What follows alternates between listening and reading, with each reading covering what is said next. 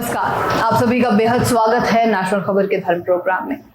आज ये खास चर्चा, ये विशेष चर्चा इसलिए हम कर रहे हैं क्योंकि अक्सर हम ये देखते आए हैं कि धर्म और विज्ञान आपस में मेल नहीं खाते। जब कोई बात या किसी भी बात पर धर्म अपनी राय रखता है तो विज्ञान अपने पैर पीछे खींच लेता है, और जब विज्ञान किसी चीज में आगे आता हुआ नजर आता है तो धर्म उस चीज पर अपनी टिप्पणी बेहद ही बाद में करता है या फिर नहीं करता है। तो आखिर ऐसा क्यों है कि धर्म और विज्ञान को एक साथ लेकर नहीं चला जा सकता? ऐसी क्या चीज है जो उन्हें एक दूसरे के विरोधी या एक दूसरे की पूरक बनाती है? आज के इस खास प्रोग्राम में इसी बात पर चर्चा होने वाली है, और आज हमारे स्टूडियो में हमारे गेस्ट मौजूद हैं शशांक जी, जिन्होंने, बहुत स्वागत है सर आपका।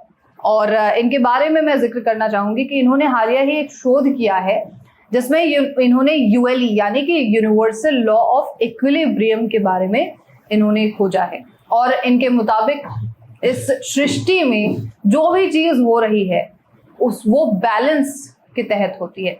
इस पर हम चर्चा करेंगे, लेकिन सबसे पहले मेरा सवाल आपसे यह है शशांक जी, जैसे हमने विज्ञान के बारे में चर्चा की और धर्म के बारे में चर्चा की, ये दोनों क्या है? क्या ये एक दूसरे के विरोधी हैं? क्या ये एक दूसरे के पूरक हैं? क्या सोचते हैं आप इसे? अब देखिए, ये वैसे तो ये बहुत बड़ा सवाल है। ये एक प्रतिस्पर्धा वाली बात आ जाती है जब ये वाला सवाल आता है ना, जब तो ये एक्चुअली दो विचारधाराएं। मैं इस सवाल के बदले एक सवाल जानना चाहता हूँ। आप यहाँ ऑफिस आती हैं, आपके ऑफिस आने के दो रास्ते हैं, है ना? तो दोनों रास्तों की दूरी अलग अलग हो सकती है या कोई भी वजह हो सकती है।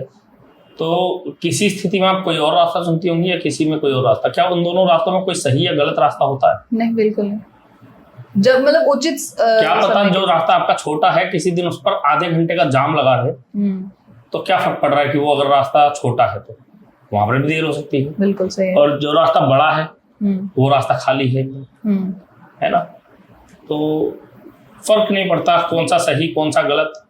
जो है ये है कि और धर्म और विज्ञान दो रास्ते हैं जो दोनों ज्ञान या सीधे तौर पर मैं कहूँ तो संतुलन की ओर आपको बढ़ाते हैं। ठीक है। और मेरा जो शोध है वो भी संतुलन के ऊपर ही है कि मेरा जो मतलब दुनिया की कहूँ या ब्रह्मांड की, इस संसार की ब्रह्मांड की भौतिक संरचना की हर प्रणाली, हर प्रक्रिया संतुलन के तहत काम करती है, संतुलन के लिए ही काम करती है। अच्छा। उस प्रक्रिया का परिणाम भी संतुलन हो सकता है संतुलन बिंदु कुछ और हो, कुछ अलग हो, लेकिन ये पक्का है कि वो संतुलन ही होगा। अच्छा। संतुलित ही होगा वो बिंदु। यही इसी चीज में सब लगे हुए हैं। हर प्रक्रिया, हर ऊर्जा, हर कण, एटम जिसको बोला जाता है, परमाणु, इलेक्ट्रॉन, प्रोटॉन, न्यूट्रॉन, सब इसी में लगे हुए हैं। अच्छा, ठीक है। तो हर प्रक्रिया का जो परिणाम है वो संतुलन होने वाला है। हर समय संतुलन उपलब्ध रहता है, हर समय हर चीज संतुलन में होती है। इसीलिए ये दुनिया इस तरीके से चलायमान स्थिति में है। इसी वजह से ये ब्रह्मांड चलायमान स्थिति में है। और धर्म भी आपको एक संतुलित परिणाम की तरफ लेके जाता है। और विज्ञान में भी जब आप कुछ खोज रहे होते हैं तो आप क्या खोज रहे होते हैं? सवाल ये है जी, आप एक संतुलित परिणाम खोज रहे होते हैं किसी भी सवाल, क्योंकि एक संतुलित परिणाम ही एक टिकाऊ परिणाम होता है। अच्छा। हाँ, अगर वो संतुलित नहीं है परिणाम तो वो टिकाऊ भी नहीं होगा और वो नष्ट हो जाएगा, अस्तित्व में नहीं रहेगा। बैलेंस्ड आंसर तो खोजते हैं हम लोग। बिल्कुल। और धर्म भी संतुलन की तरफ लेकर जाता है और विज्ञान भी संतुलन की तरफ लेकर जाता है। दोनों आपको संतुलन की तरफ ही लेकर जाते हैं। धर्म, हाँ, तो दोनों के रास्ते, दोनों के परिणाम एक ही है। दोनों दो अलग अलग रास्ते हैं। इनमें विरोधी, पूरक या ऐसी कोई बात वाली नहीं है। और दोनों के मानने वाले अपने अपने लोग हैं, अपनी अपनी आस्थाएं। दोनों, कुछ लोग विज्ञान में आस्था रखते हैं, कुछ लोग धर्म में आस्था रखते हैं। दोनों का अपना अपना तरीका है। इनमें ऐसा कुछ नहीं है कि विरोधी है। ठीक है। और होना भी नहीं चाहिए। ठीक है। जो धर्म है और जो विज्ञान है, इनके क्या रास्ते हैं बैलेंस तक पहुंचने का, बैलेंस तक आंसर निकालने का? क्या रास्ते हैं इनके? विज्ञान जो है, आप जिसको हम विज्ञान कहते हैं, वो हर उस वस्तु को सच मानता है जो दिखाई देती। अच्छा। जो आप आंखों से देख सकते हैं या जिस भी स्तर पर जाकर आप उसे देख सके। माइक्रोस्कोप से आप अणुओं को यानी एटम्स को जी पढ़ सकते हैं, रीड कर सकते हैं, तो वो उसे भी सच मानता है। हम्म अगर बात उससे कोई गहरी है जिसको वो देख नहीं पा रहा है विज्ञान, जी उसको तब तक सच नहीं मानता है जब तक वो उसको देख ना पाए, स्टडी ना कर पाए, उसका अध्ययन ना कर पाए, उस पर कोई परिणाम ना मिल पाए, उसके आंकड़े ना मिल पाए। ठीक है। धर्म आस्था है, धर्म में जो बातें लिखी हुई है वहां जवाब है, लेकिन क्योंकि वो चीजें दिखाई नहीं देती हैं, वो आस्था से लोग मान लेते हैं उन चीजों को। असल में वो सभी संतुलित बातें हैं, ठीक है। वो सभी हमें संतुलन का ही एक अनुरूप स्वरूप दिखाते हैं। जो धर्म में बातें कही गई हैं, तो वहां भी संतुलन है और वहां भी संतुलन है। धर्म में जैसे पूजा पाठ, नमाज, मंदिर, ये सारी चीजें आती हैं, ये कैसे, किस तरीके से संतुलन के जो प्रक्रिया है उसको लेकर चल रही है, वो क्या कर रही है? देखिए, पूजा पाठ वगैरह जो भी चीजें हैं, ये नमाज वगैरह जो भी चीजें हैं, ये आस्था का तो रूप है ही, भगवान का तो रूप है ही, ऊपर वाले का। जो भी आप अपने ईश्वर को जो भी नाम देते हैं, जिस भी नाम से पुकारते हैं, उसका तो रूप है ही, ये उससे मिलने का तो ये तरीका है ही। लेकिन इनमें एक बात और खास है, अगर आप ध्यान देंगे जी, ये आपका जो दैनिक जीवन होता है, जो दैनिक काम है, मतलब आप जो काम कर रही हैं अभी फिलहाल जी, आप एंकर हैं, आप रिपोर्टर हैं, आप रिपोर्टिंग करती हैं, इन सब चीजों में हैं आप लगी हुई। लेकिन जब आप पूजा पाठ करती हैं, तो आप ये काम ना करके एक दूसरी तरफ जीवन के एक दूसरे आयाम पर नजर डालते हैं। बिल्कुल ठीक है।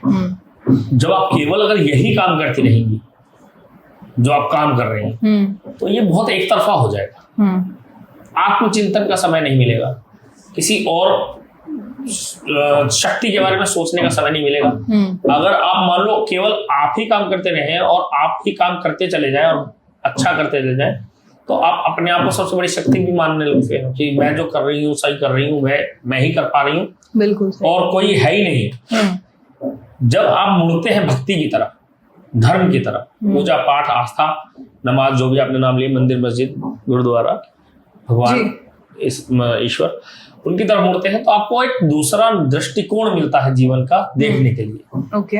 आप उस समय ना रिपोर्टर, एंकर नहीं होते हैं, आप एक कर्मचारी नहीं होती हैं, आप एक रचना होती है और अपने रचनाकार की स्तुति करते हैं। ठीक है। इस तरीके से आस्था काम करती है, आपको जीवन का दूसरा दृष्टिकोण दिखाती है, आपको ये बताती है कि कोई शक्ति है संतुलन की तरफ ले जाने वाली, तो उस शक्ति का आप जो है याद करती हैं, उस शक्ति को आप प्रणाम करती हैं, और आप एक नया दृष्टिकोण से आपका जीवन संतुलन की ओर बढ़ता है। मतलब कोई भी चीज केवल एक तरफा होकर संतुलन की ओर नहीं बढ़ सकती। ठीक है। आप केवल एक ही चीज को मानकर संतुलन, एक ही चीज की तरफ बढ़कर ना संतुलन नहीं प्राप्त कर सकते। अच्छा। आपको संतुलन जो होता है वो बहुत सारी चीजों से मिलकर तब बनता है। हाँ, किसी एक चीज को आप अगर प्राप्त कर भी लेंगे ना, तो वो संतुलनकारी नहीं बनेगी। हाँ, वो एक तरफा हो जाएगी, पलड़ा भारी हो जाएगा। ठीक है। एक पलड़ा, तो जब कभी एक पलड़ा भारी होगा तो वहां संतुलन तो नहीं हो सकता। तो दूसरा जो नजरिया है, दूसरे दृष्टिकोण की तरफ भी आप बढ़ते हैं। अच्छा, इसमें एक और खास बात होती है, जब आप उस ईश्वर की या उसकी स्तुति करते हैं, अगर वो या तो आप घर पे करते हैं परिवार के साथ, या समाज के दूसरे जगहों पर करते हैं, सामाजिक जगहों पर उनका हिस्सा बनते हैं आप, तो कई बार अलग अलग लोगों से भी मुलाकात होती है, उसमें समुदाय के लोगों से मुलाकात होती है, परिवार के साथ आप समय बिताते हैं, चाहे आप 5 मिनट, चाहे आप 2 ही मिनट बताएं जी, लेकिन आप बात करते तो हैं उनसे इसी बहाने। कई बार होता है कि आपके पास समय ही नहीं होता उनसे बात करने का। ये भी तरीके हैं, परिवार के साथ भी समय बीतता है और ईश्वर के साथ भी समय बीतता है। आप अपने दैनिक काम से अलग हटके कुछ और भी कर पाते हैं, संतुलन की ओर लौट पाते हैं थोड़ा सा। वो क्योंकि एक काम प्रेशर बहुत डाल देता है दिमाग पर, बहुत ज्यादा सोचने पर आप बहुत थक भी जाते हैं चीजों से, तो आप उसको अपनी बाई चॉइस नहीं कर पाते। तो कई ये जो चीजें हैं आपको बाई फोर्स आपको इस तरफ, उससे हटाकर इस तरफ ध्यान लगाने में भी मदद करती है। ठीक है। एनफोर्समेंट के जरिए कि भगवान को भी याद कर लो, ऊपर वाले को भी याद कर लो और परिवार के साथ भी समय बिता लो। तो इस तरह की चीजें जब बट जाती है सही तरीके से, सही मात्रा में जब वो बट जाती है, तो एक संतुलनकारी जीवन में वो बदल जाता है। ठीक है। कर्म और फल का जिक्र हमेशा ही धर्म में रहा है। जो कर्म और फल का सिद्धांत है, क्या उसमें भी जो यूनिवर्सल लॉ ऑफ इक्विलिब्रियम जो आपने शोध किया है, वहां भी काम आता है? बिल्कुल, बहुत गहराई से काम आता है। कैसे? देखिए, कर्म प्रक्रिया का ही दूसरा नाम है जी। कर्म जो होती है वो आप कोई प्रक्रिया कर रहे हैं, वो कर्म है। और हर प्रक्रिया का एक परिणाम होता है। कोई भी प्रक्रिया है अगर तो उसका एक परिणाम है, और वो परिणाम क्या है? परिणाम फल है। ठीक है। हर प्रक्रिया का एक परिणाम होगा। ज्यादा काम करेंगे थकान एक परिणाम है, अच्छा काम करेंगे सफलता एक परिणाम है, बेकार काम करेंगे असफलता एक परिणाम है कि नहीं जी। किसी का दिल दुखाएंगे उसका भी कुछ ना कुछ परिणाम होगा। आप जो है लड़ाई कर रहे हैं किसी ऐसे से जो आपसे ज्यादा ताकतवर है, उसका परिणाम आप सोच सकते हैं। बिल्कुल। आप अच्छी तरीके से ऐसे इंसान से लड़ाई कर रहे हैं जो आपसे ज्यादा ताकतवर है, लेकिन संतुलित तरीके से कर रहे हैं, उसका परिणाम आपकी जीत भी हो सकती है कई बार। तो परिणाम हर चीज का होता है, आप चाहें या ना चाहें, हर चीज का परिणाम होगा, और वो फल परिणाम ही है। परिणाम को फल कहा गया है, कर्म का फल। बिल्कुल। कर्म यानी प्रक्रिया का परिणाम, यानी कर्म का फल। वो आपके चाहने, मेरे चाहने या ना चाहने से नहीं होगा, बदलेगा ना कुछ भी होगा। एक प्रक्रिया हुई है तो उसका परिणाम जरूर होगा। ठीक है। तो कर्म का फल होगा, और वो परिणाम, ये प्रक्रिया भी बहुत संतुलित है, और वो परिणाम भी बहुत संतुलित है। जिस संतुलित कारकों के तहत इस प्रक्रिया में कारक लगे हैं, जिस संतुलन प्रक्रिया के तहत, उसी प्रक्रिया के तहत जो परिणाम आना चाहिए वही संतुलित परिणाम आपको मिलेगा। एक बड़ी अच्छी इसको लेकर एक बात है जो बताई जाती है अक्सर, कि सबसे ताकतवर ग्लू की खोज करने की कोशिश की जा रही थी, और सबसे कमजोर ग्लू की खोज हुई। ठीक है। उस चक्कर में तो हमें स्टिकी नोट्स मिले। स्टिकी नोट्स क्या होते हैं? जो आप कुछ लिख कर कहीं चिपका दो और फिर छुटा दो तो वो आराम से छूट जाते हैं। ठीक है। तो खोज करने की कोशिश की जा रही थी सबसे ताकतवर ग्लू, लेकिन जो कारक थे वो के सबसे कमजोर ग्लू के लिए संतुलित थे। वो प्रक्रिया उस सबसे कमजोर ग्लू के लिए परिणाम के लिए संतुलित थी। तो वो परिणाम मिला हमें। इसको गलती कहेंगे या एक परिणाम कहेंगे या जो भी कहेंगे, उसका परिणाम तो हमें मिला। वो परिणाम नहीं मिला क्योंकि हमने गलत कारक डाल दिए थे जो हम चाह रहे थे। ठीक है। तो परिणाम तो मिलेगा ही मिलेगा। फल भी एक परिणाम है, वो मिलेगा ही मिलेगा, कोई चाहे ना चाहे इसका कोई मतलब नहीं, और वो संतुलित परिणाम होगा। जैसे आपने यूएलई पर शोध किया है, पूरा इसमें निकाला है कि कैसे बैलेंस है सारी चीजें, कैसे बैलेंस बनाती हैं हमारी लाइफ में सारी चीजें, और सिर्फ लाइफ ही क्यों, पूरी पृथ्वी, पूरा यूनिवर्स कैसे बैलेंस बना रहा है, इन सभी चीजों पे आप शोध कर चुके हैं। अभी तक में इन शोधों से पहले भी हमारे पास कई शोध आ चुके हैं। आइंस्टीन, न्यूटन जैसे बड़े बड़े नाम हमारे पास हैं, उनके रिसर्च पेपर्स, उनका रिसर्च आज यूनिवर्सल लॉ बन चुका है। जो पहले से था उन्होंने इस चीज के बारे में सिद्ध किया। आपको क्यों लगा कि आपको फिर एक ऐसा शोध करना चाहिए, यूएलई जैसे चीजों को निकालना चाहिए? क्या उनका शोध हर चीज का जवाब नहीं दे पा रहा था? जी हाँ, कुछ सवाल बचे थे और अभी भी बचे हैं सवाल। यूएलई भी शायद सारे सवालों का जवाब ना दे पाए। और कोई भी विज्ञान की यही खास बात है, ये सवाल पैदा करता रहता है। ये तब तक सवाल जवाब ढूंढता रहता है जब तक सारे सवाल खत्म ना हो जाए। हमेशा सवाल जिंदा रहते हैं विज्ञान में। तो बिल्कुल सवाल हमेशा बरकरार रहते हैं। तो सवाल था, सवाल ये था, अगर गुरुत्वाकर्षण बल इतना ही ताकतवर है, गुरुत्वाकर्षण बल ही हर सवाल का जवाब है जी। तो पृथ्वी जब क्रस्ट बना, पृथ्वी की क्रस्ट के ऊपर जब 40,075 किलोमीटर की लेयर जब बनी उसके चारों तरफ, तो वो पहली लेयर ही क्यों बनी, वो पहली लेयर ही क्यों नहीं धंस गई अंदर? ठीक है। गुरुत्वाकर्षण बल की वजह से, क्योंकि क्रस्ट ही गुरुत्वाकर्षण बल का केंद्र है, वो धंस जानी चाहिए थी। लेकिन कुछ बल रहे होंगे, जैसे टेक्टोनिक संरचनात्मक तनाव है, आपका मैटर का इंटरनल, ये अणुओं की इंटरनल बॉन्डिंग है, मैटर का कंप्रेशन है, ये सब चीजें हैं। तो भाई इन सब चीजों का रोल रहा होगा ना कुछ, और जो है इन सब चीजों ने एक ऐसा बल बनाया मिलकर जो गुरुत्वाकर्षण के बल के अनुरूप ही ताकतवर था, और उसने उन चीजों को संतुलन में रोका, उस लेयर को संतुलन में रोका। उसके ऊपर परत पे परत चढ़ती गई, परत पर परत चढ़ती गई, पृथ्वी की इतनी मोटी परत बन पाई। अब जो है, अगर गुरुत्वाकर्षण बल अभी भी बहुत ज्यादा आप कहते हैं ताकतवर है, तो क्यों नहीं पृथ्वी पूरी की पूरी क्रस्ट के अंदर जाके धंस जाती है, और क्यों चीजें डिसबैलेंस नहीं हो जाती हैं, बैलेंस नहीं हो जाती हैं, क्यों है सब कुछ ये चीजें? तो इसका जवाब यही है, क्योंकि बैलेंस काम कर रहा है। अस्तित्व के लिए बैलेंस आवश्यक है, हर चीज बैलेंस की खोज में जुटी है, बैलेंस की आवश्यकता है, इसलिए बैलेंस बना हुआ है। एक ही चांद क्यों है पृथ्वी का, 2-3 चांद क्यों नहीं है? जिसकी जरूरत है उतना ही है। संतुलन के लिए जिस सिस्टम में जितनी जरूरत है उतना ही उपलब्ध होता है, उसके अलावा सब खत्म हो जाता है। ठीक है, जो बेकार चीजें हैं वो सब निकल जाती हैं, डिस्ट्रॉय हो जाती हैं। संतुलन के लिए जितना जरूरी है, संतुलन जितनी चीजों से बनता है उतना ही बना रहता है। आज जो है चांद का क्या रोल है पृथ्वी पर, आप देखते हैं जो पृथ्वी का पानी है, और बहुत सारी वजह है, और पानी जो है वो चांद के फोर्स की वजह से चलायमान होता है, बहुत सारी चीजें होती हैं, और बहुत सी वजह है, और कि एक चांद की जरूरत थी पृथ्वी को, तो वो चांद है पृथ्वी के ऊपर, और नहीं है, क्योंकि संतुलन के लिए इतनी ही जरूरत थी। तो ये वजह है, संतुलन वहां पर बना हुआ है। मतलब आपका कहने का मतलब है कि देयर इज अ पावर, वो मौजूद है, सिर्फ ग्रेविटी ही नहीं है। हाँ, सिर्फ ग्रेविटी ही नहीं है, एक पावर और है जिसका नाम संतुलन है, जो संतुलन बना रही है, चाहे पृथ्वी के साथ बन रही हो, इंसान के अंदर बन रही हो, यूनिवर्स में बन रही हो।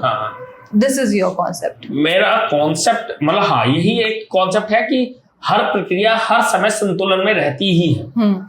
अगर संतुलन नहीं है तो वो अस्तित्व नहीं रहता, उस प्रक्रिया का, उस प्रोडक्ट का, उस वस्तु का, उस अणु का अस्तित्व नहीं रहेगा अगर संतुलन नहीं है। संतुलन है तभी वो अस्तित्व में है प्रक्रिया। हर प्रणाली, हर प्रक्रिया हर समय संतुलन में रहती है। ये यूएलई कहता है, यूनिवर्सल लॉ ऑफ इक्विलिब्रियम यही कहता है कि असंतुलन है, अगर असंतुलन आया तो अस्तित्व की समाप्ति हो जाएगी, उसका ये मतलब है। एक चीज इस बात से मेरे दिमाग में आई, एक सवाल ये था कि जैसे कुछ कॉन्सेप्ट्स हैं हमारे पास आज भी, हमें फॉसिल्स मिलते हैं, डायनासोर्स के फॉसिल्स मिलते हैं। जब एक बार तबाही आई होगी, उस वक्त क्या डिसबैलेंस हुआ था? ये तो एक मतलब कुछ डिसबैलेंस तो हुआ ही था। हाँ, मेन तो ये है कुछ डिसबैलेंस तो हुआ ही था, कुछ बल जो है लगे थे पूरे ब्रह्मांड में, जो भी, अब इसका कोई वजह नहीं बता सकता है कि क्या नेचर को क्या लगा कि उसने एक उल्का पिंड गिराया और ये सब चीजें हुई, इसकी कोई वजह नहीं है। लेकिन हाँ, ये है कि कोई ना कोई उल्का पिंड ऐसा आया जिसकी जरूरत वातावरण में नहीं थी, और जो है टकरा गया आके, बैलेंस जो बैलेंस में नहीं रह पाया जी, जो टकरा गया तो पूरी पृथ्वी पर जो तबाही मची उसकी वजह से सब नष्ट हो गया। ब्रह्मांड में कोई डिसबैलेंस हुआ है, पृथ्वी में कोई कहीं कुछ ना कुछ डिसबैलेंस तो हुआ ही होगा।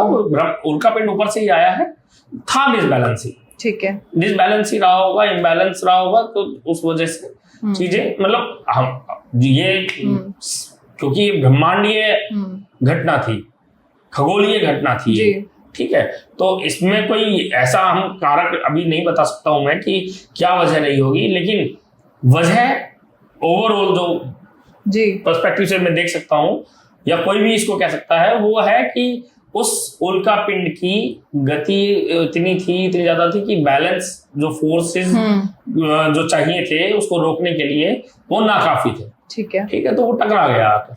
ठीक है, हाँ, नहीं तो फिर वो रास्ते में ही, अगर छोटा मोटा होता तो रास्ते में ही जल जाता, खत्म हो जाता। ऐसे बहुत से उल्का छोटे मोटे पृथ्वी के वातावरण में आने से पहले छोटे मोटे होते हैं ना, वो खत्म हो चुके होते हैं। आपका जो शोध है, इसे हम किस नजरिए से देखें, मतलब धर्म के नजरिए से, विज्ञान के नजरिए से, किससे? इसको मेरे दिमाग में बहुत लंबे समय तक ये सवाल रहा कि इसको किस नजरिए से देखा जाए।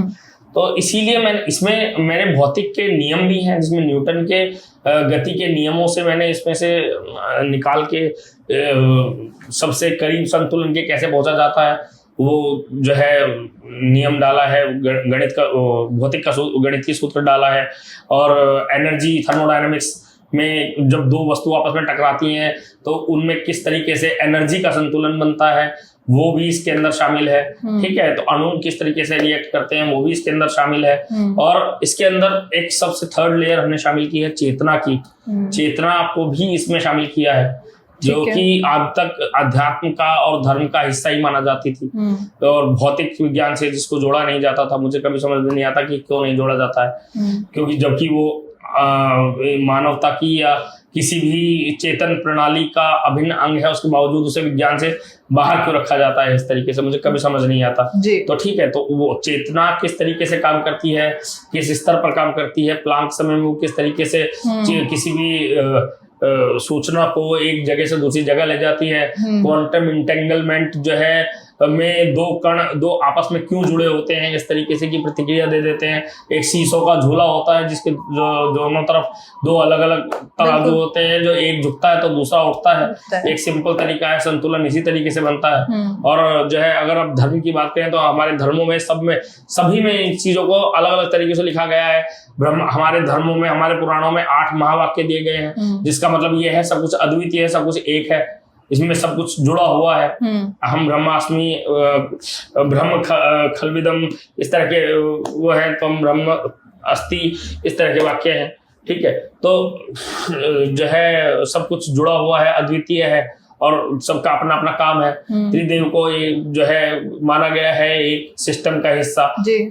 रचना ब्रह्मा रचना करते हैं, विष्णु संचालन करते हैं और शिव संहार करते हैं। तीनों को एक चीज का रूप भी माना गया है, तीनों के अलग अलग काम भी बताए गए हैं। तो अद्वितीय भी है और सबके अपने अपने काम भी हैं अलग अलग। तो मैं ये बातें हिंदुत्व से जोड़कर इसलिए कर रहा हूँ क्योंकि मैं हिंदू हूँ और मैं जो हूँ उस चीज को पढ़ा है। और लेकिन मुझे इस बात का पक्का यकीन है, पक्का भरोसा है, और दूसरे धर्म वाले लोग भी इस तरह की अपनी उसमें खोजते हैं, धारणा में सोचते हैं, खोजते हैं, तो उनमें भी बहुत से लोग हैं जो इस चीज को अपने पुराणों में, अपने धार्मिक किताबों में खोज सकते हैं। अगर जो खोजते हैं तो उनमें लिखी हुई है ये सब बातें। हर धार्मिक किताब में इस तरह की बातों का जिक्र है।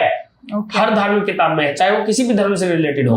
मैं ये नहीं कह रहा कि मेरे धर्म में ही सबसे ऊपर ये बातें, हर धर्म में ये बहुत ही डिटेल में बातें लिखी गई हैं, बहुत ही डिटेल में इन बातों का जिक्र है, बहुत ही डिटेल तरीके से इन सब चीजों का ज्ञान दिया गया है। लेकिन उस ज्ञान को समझने के लिए हम जो है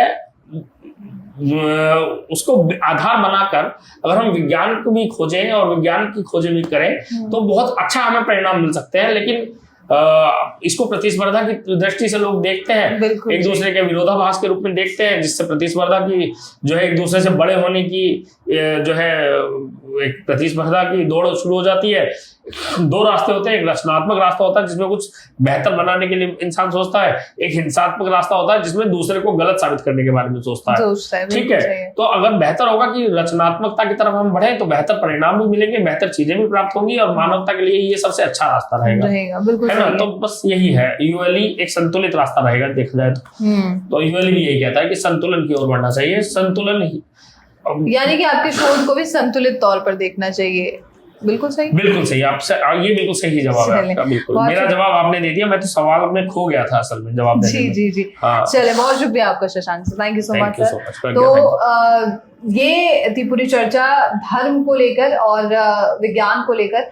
अगर आपके मन में कोई भी सवाल हो इस पूरे शोध को लेकर तो आप शशांक सर से पूछ सकते हैं, हमें मेल करके या फिर शशांक सर को मेल करके आप जरूर पूछिए। और उनके शोध में भी आप अगर जुड़ना चाहें साथ में तो वो आप जुड़ सकते हैं। और ऐसे तमाम चर्चाओं के लिए आप नेशनल खबर के साथ जुड़े रहिए।